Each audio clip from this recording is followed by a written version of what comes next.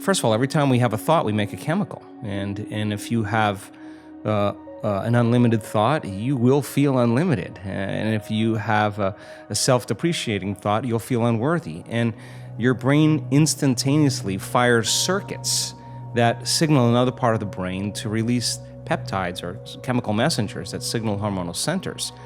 And when we get that arousal from the thought that we think, those thoughts sometimes weaken, the response weakens the physical body. So it turns out that the emotions that are created from the thoughts are the signaling mechanisms of the body. Thoughts are the language of the brain, and feelings are the language of the body, and how we think and how we feel creates our state of being. A person wakes up in the morning, and the brain is a record of the past. The first thing they do when they wake up in the morning is they start thinking about their problems. And those problems are memories that are etched in the brain that are connected to certain people, certain objects, certain things at certain times and places. So if you believe that your thoughts have something to do with your destiny, the moment you think about your problems, you're thinking in the past, right? Mm-hmm. Now, every one of those problems has an emotion associated with them because we've experienced them. So the moment you remember your problems, now you feel unhappy, now you feel anxious, now you feel fear. So the moment we feel those emotions, it takes a thought and a feeling, a memory or an image and an emotion, a stimulus and a response, and we start conditioning the body emotionally into the past. The body's believing it's in that environmental condition. So if the environment signals the gene, and that's the truth, and the end product of an experience in the environment is an emotion, we're signaling the same genes, and genes make proteins. And if you keep signaling the same genes, you start down-regulating the gene to make cheaper proteins, and the body begins to break down. Now, that's an unconscious process. So what goes along with that is the moment the person feels that emotion of unhappiness or whatever it is, the brain checks in with the body and says, yeah, you're feeling pretty miserable, you're suffering. And we tend to generate more thoughts equal to the feeling that we have. And so then we get caught in this loop of thinking and feeling. So if we can't think greater than how we feel, or our feelings have become the means of thinking, then we're thinking in the past. A habit is when you've done something so many times that the body now knows how to do it better than the mind. So now the person running through the same routine every single day is on autopilot, and their body's now dragging them into a predictable future based on what they did in the past, and they've lost their free will. Let's just say that a person gets connected to the future. They get connected to the energy of their future. They feel it. It's really great. And then they start their day, and then 2 hours later, they're feeling something else because some person or some circumstance altered their state. Well, they just disconnected from the energy of the future, and now they're back to the energy of the past. Don't expect anything to change in your life because it doesn't work that way. So then when they get back to that old self again, then they say, what's wrong with me? I failed. They didn't do it right. No, that's all the program. You show up again and you go after it again. So familiar feelings cause us to no longer see through the lens of the future. We're seeing through the lens of the past. And we color reality that way. So I think familiar emotions get in the way as well. And then, of course, there's always belief. Mm-hmm. And a belief is just a thought you keep thinking over and over again until you hardwire it in your brain, and all beliefs are based on past experience. So a person has an experience, the stronger the emotion they have from that circumstance, the more they pay attention to the cause, and the brain freezes a frame, takes a snapshot, and that's called a memory. Mm-hmm. The moment they draw a conclusion about that experience, they'll think neurologically within those circuits, and they'll feel chemically within the boundaries of the emotion. Thinking and feeling, belief becomes an unconscious or subconscious state of being.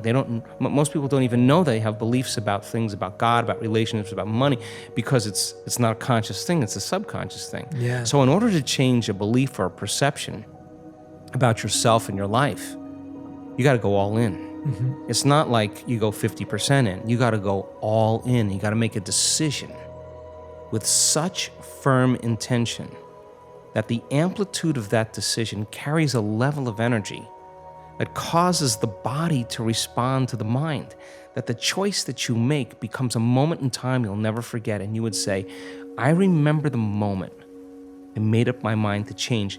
And the stronger the emotion you feel, the more you'll pay attention to the decision. And that's a huge stone you drop in the quantum field. Big splash, big waves.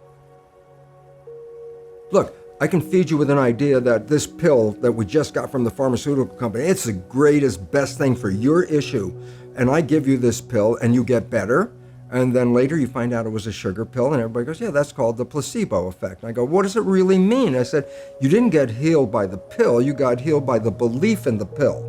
And I go, well, yeah, that's what placebo is all about. And at least 1/3, minimum of 1/3 of all medical intervention is, it's the placebo effect where the healing comes from. And everybody goes, yeah, I know about the placebo. I go, yeah, but that's a result of positive thinking.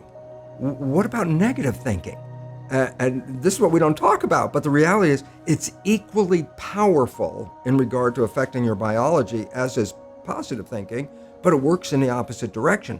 A negative thought is called the nocebo effect. Can cause any disease and you can die. If you believe you're gonna die, you can die from the belief. So we really have to watch out because as psychologists would tell us, 70% or more of our thoughts are negative and redundant, replaying the same negative thoughts. I go, if thoughts had nothing to do with it, fine. But thoughts, positive or negative, shape our biology. And all of a sudden it says, well, now it's time to wake up because our negative thinking is manifesting a negative life experience. If you believe genes control your life, you're a victim of your heredity. When I say genetic control, that's the belief that genes control our characters. When I say epigenetic control, almost sounds the same, but epi means above. So when I say epigenetic control, literally it's control above the genes. And this is what we now recognize, that the environment, and very specifically our perception of the environment, changes our genetic activity.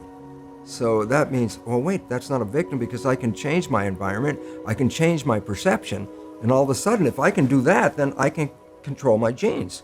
Well, we're going from victim to mastery, from genetics to epigenetics. You know, there's this idea that people have a conscience. And you know what the conscience is. It's this feeling or voice you have in your head just before you do something that you know is stupid, telling you that probably you shouldn't do that stupid thing.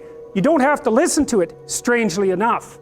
But you go ahead and do it anyways, and then, of course, exactly what the conscience told you was going to happen inevitably happens, so that you feel even stupider about it than you would if it happened by accident. Because you know, I knew this was going to happen, I got a warning it was going to happen, and I went and did it anyways. And the funny thing too is that conscience operates within people, and we really don't understand what the hell that is. So you might say, well, what would happen if you abided by your conscience for 5 years or for 10 years? What sort of position might you be in? What sort of family might you have? What sort of relationship might you be able to forge? And you can be bloody sure that a relationship that's forged on the basis of who you actually are is going to be a lot stronger and more welcome than one that's forged on the basis of who you aren't. You see, because it isn't merely that your fate depends on whether or not you get your act together and to what degree you decide that you're going to live out your own genuine being. It isn't only your fate, it's the fate of everyone that you're networked with. Who are you? You're just one little dust mote among that 7 billion, and so it really doesn't matter what you do or don't do, but that's simply not the case. It's the wrong model, because you're at the center of a network. You're a node in a network. Of course, that's even more true now that we have social media. You'll know 1,000 people, at least over the course of your life. And they'll know 1,000 people each, and that puts you one person away from 1 million, and 2 persons away from 1 billion. And so that's how you're connected. And the things you do, they're like dropping a stone in a pond. The ripples move outward, and they affect things in ways that you can't fully comprehend. And it means that the things that you do and that you don't do are far more important than you think. And so if you act that way, of course, the terror of realizing that is that it actually starts to matter what you do. And you might say, well, that's better than living a meaningless existence. It's better for it to matter. But I mean, if you really asked yourself, would you be so sure if you had the choice? I can live with no responsibility whatsoever. The price I pay is that nothing matters. Or I can reverse it and everything matters. But I have to take the responsibility that's associated with that. It's not so obvious to me that people would take the meaningful path.